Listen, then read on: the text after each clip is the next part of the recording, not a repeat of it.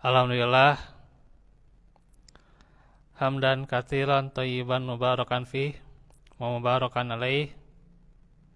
Ashhadu an la ilaha illallah wahdahu la syarikalah wa ashhadu anna Muhammadan abduhu wa rasuluh alladzi la nabiyya ba'dah.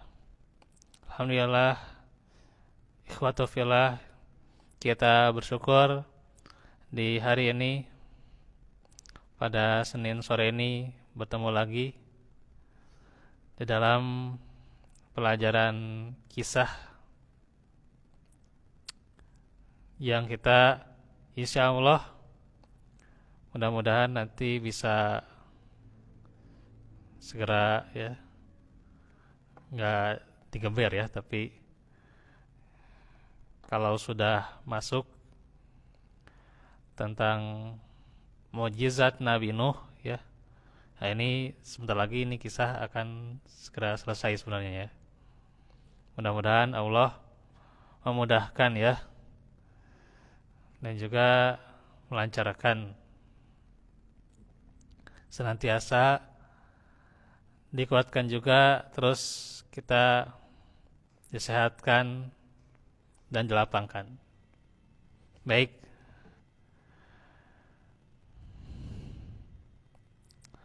berkata Al-Hafidz Ibnu Hajar Al-Asqalani rahimahullah, tatkala dakwah Nabi Nuh yang mengajak kepada Allah Ta'ala terhadap mereka, kaumnya, sudah berlangsung lama ya, begitu lamanya gitu ya. Bagaimana Nabi Nuh berdakwah,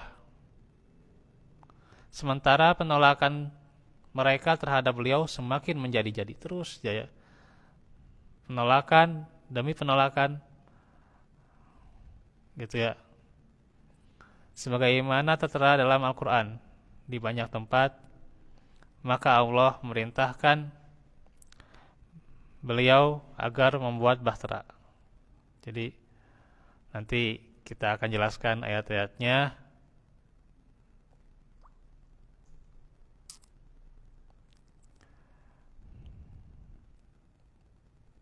Nah, tatkala Allah mengabulkan doa beliau Nabi Nuh, maka Allah memerintahkan beliau supaya menanam sebuah pohon agar darinya bahtera itu ya dibuat ya.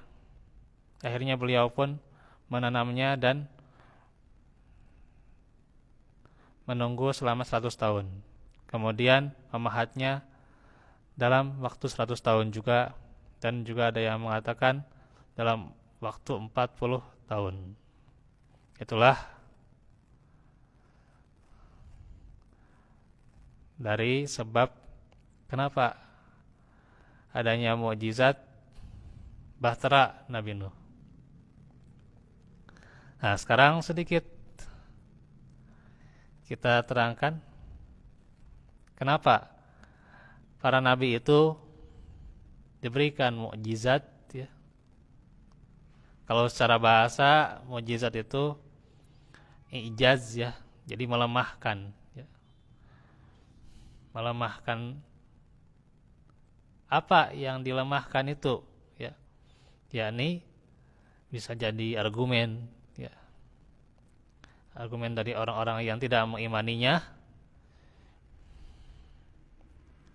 bisa jadi juga hujah, tapi hujah yang tidak sesuai itu ya, dari orang-orang yang menolak dakwahnya. Atau di mana saya baca dalam beberapa sirah itu ya, mukjizat itu tentunya akan menjadi hujah yang membalik ya, hujah mereka gitu ya. Sehingga mukjizat adalah bukti kerasulan dengan tanda-tanda yang agung ya. tanda-tanda atau ayat ya. Nah, itu yang mengagumkan sebagai hujah ataupun kebutuhan ketika diperlukan. Banyak di Al-Quran tentang mujizat ini, di antaranya mujizat Nabi kita Muhammad SAW, yakni terbelahnya bulan. Kemudian juga Nabi Musa, tongkat berubah menjadi ular. Kemudian juga penciptaan burung dari tanah dan lain sebagainya. Mujizat yang melebihi batas kewajaran manusia adalah bukti kenabian yang benar, dan karomah adalah bukti benarnya kesaksian dengan kenabian yang benar.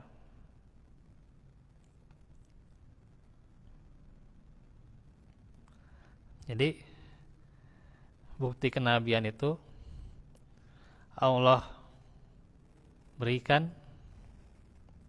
di antaranya dengan mukjizat ya.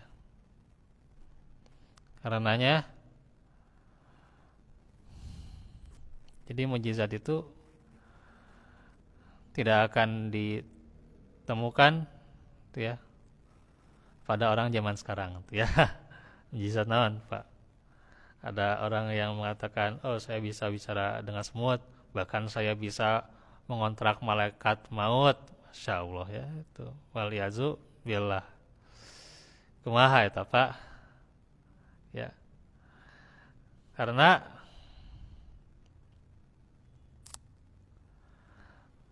mukjizat itu bukti kenabian ya. Dan bukti kenabian itu ditutup dengan siapa? Nabi kita Muhammad SAW. Wal ayadi. Wal ayadi. Nah, itu diterangkan dalam surah Al-Hadid ayat 25. Laqad arsalna rusulana bil bayyinati wa anzalna ma'ahumul kitaba wal mizana liyaquman nasu bil qist. Wa anzalnal hadid fihi ba'sun syadidun wa manafi'u linnas wa liya'lamallahu may yansuruhu wa rusulahu bil ghaib innallaha qawiyyun aziz.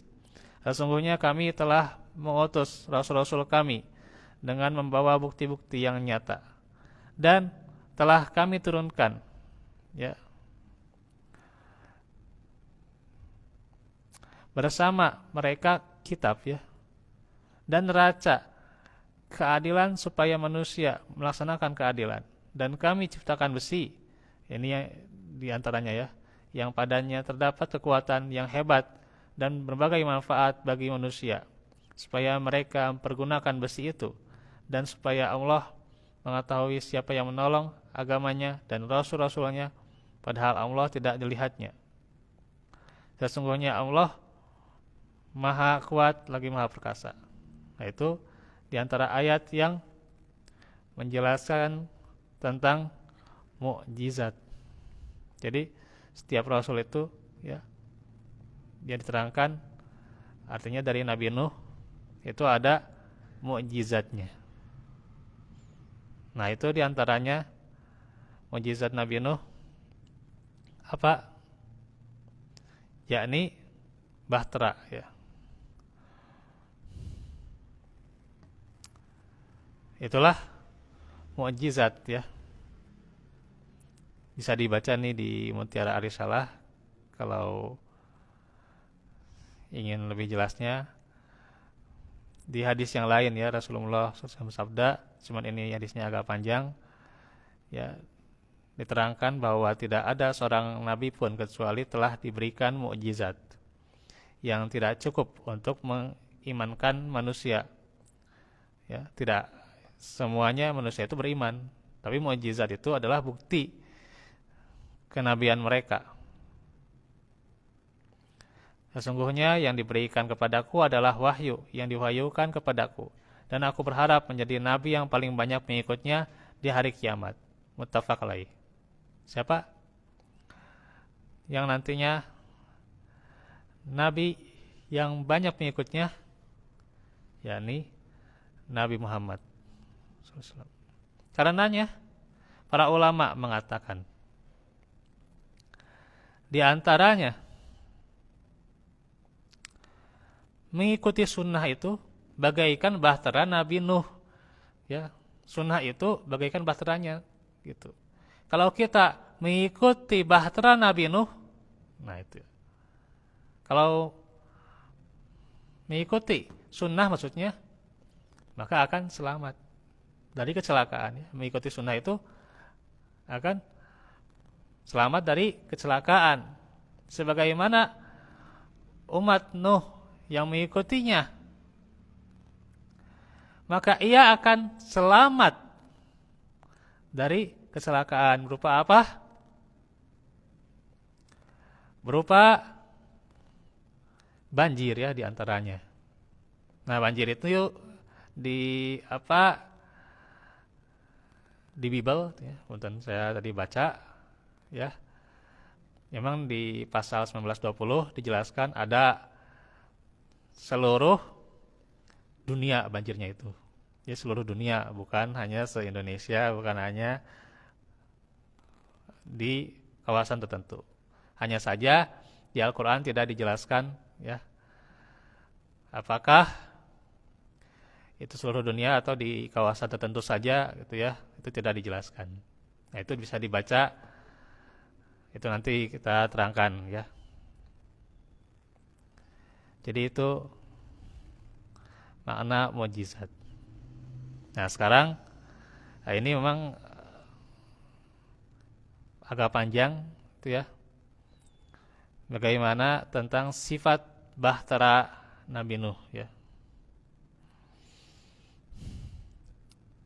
Dikatakan oleh Imam Al-Hafidz Ibnu Hajar Al-Asqalani juga berkata, Muhammad bin Ishaq dari At-Tsauri rahimahumullah, bahtera itu dari kayu jati. Kata tadi kan kayu jati itu ditanam, ya. Kumahanya itu ada yang mengatakan bahteranya itu dari aluminium, cenah. Dari apa itu yang kuat itu baja katanya. Kumaha, Pak? Jadi bahteranya itu sudah ditemukan, ya. Bahteranya itu sudah ditemukan. Maka dari hal yang gaib yang diberitakan kepada kita, ya, kita tawakuf, ya. Tawakuf. Adapun ya sejumlah ilmuwan, gitu, ya, ingin menemukan bahtera Nabi Nuh, ya itu urusan mereka, ya, gitu. Urusan mereka. Kita meyakini adanya bahtera Nabi Nuh, ya kita beriman, ya, kita beriman.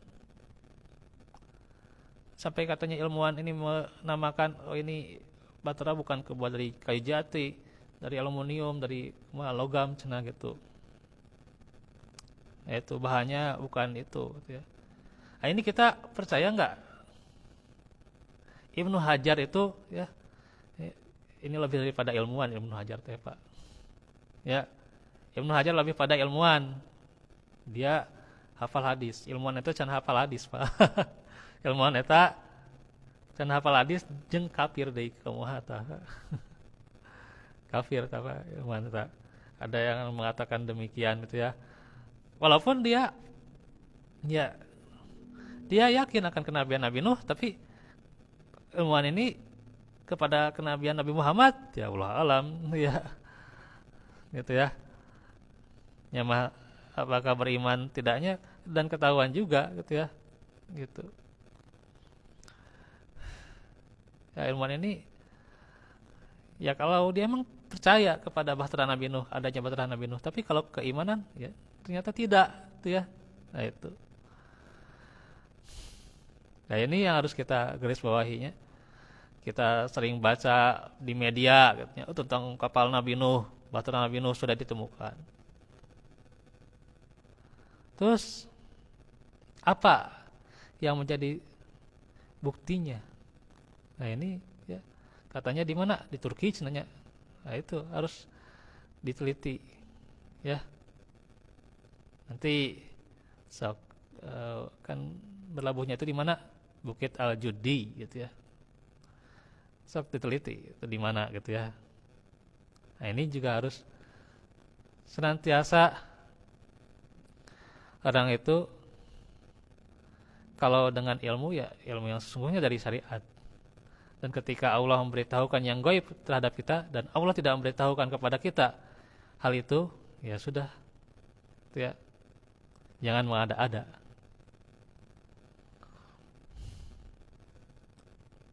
Nah itu.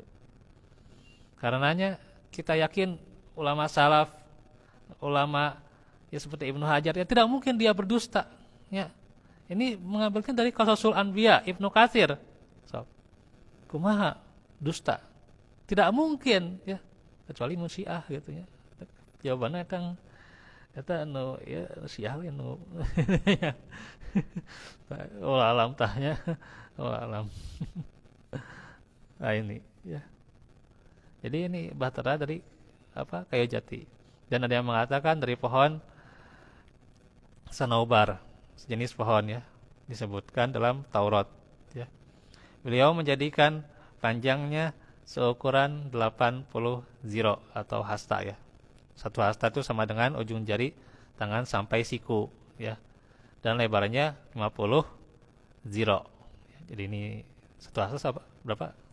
Ya, itu ya. Satu hasta itu dari tangan sampai sikut ya. Berarti sampai 50 ziro itu gedenya. Gede, Pak. Ya. Dan ada yang mengatakan panjangnya 300 ziro ya. Dengan lebar 50 ziro. Sebagaimana disebutkan oleh Qatadah juga dalam kitab Taurat. Juga Hasan Al-Basri ya. Jadi ada yang 300, ada yang 50 ziro ya. Lebarnya, panjangnya 300 ya. Kata Qatadah. Kalau Hasan Al-Basri panjangnya 600 ziro dengan lebarnya 300 ziro. Sementara Ibnu Abbas panjangnya itu berapa Pak? Lebih gede-gede imam Pak. 1200 ziro dengan lebar 900 ziro. Bahkan ada yang berpendapat panjangnya 1000 ziro dengan lebar 100 ziro. Beliau mengecat bagian luar dan di dalamnya ada dengan ter ya. Dan menjadikan bagian haluan lebih miring agar bisa membelah air. Ini kan panjang dan lebarnya saja sudah berbeda-beda pendapatnya. Apalagi kalau sudah dikatakan ditemukan perahu Nabi Nuh kumaha gitunya. Ya. Nah, ini kalau dididikan ya, didudukan dengan para ahli dari yang dikutip dalam Qasasul Anbiya kan tidak make sense tuh ya. Ya. Kan katanya ada tapi justru ya itu ya. Jadi kan bahkan beda pendapat para ulama oge. Bagaimana orang bisa itu ditemukan tuh ya. Tuh. Kemudian juga sifat bahteranya itu adalah tinggi kapal sekarang, tinggi kapal Nabi Nuh dan fungsinya. Berkata Al-Hafidz Ibnu Hajar Al-Asqalani, dan mereka pakar sejarah berpendapat, bersepakat bahwa tinggi bahtera Nabi Nuh setinggi 30 ziro atau hasta. Ia memiliki tingkat masing-masingnya setinggi 10 ziro.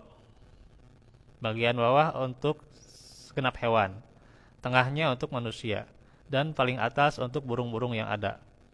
Pintunya berada di sebelah samping. Bahtera beliau memiliki penutup dari sebelah atas yang tertutup bagian atasnya.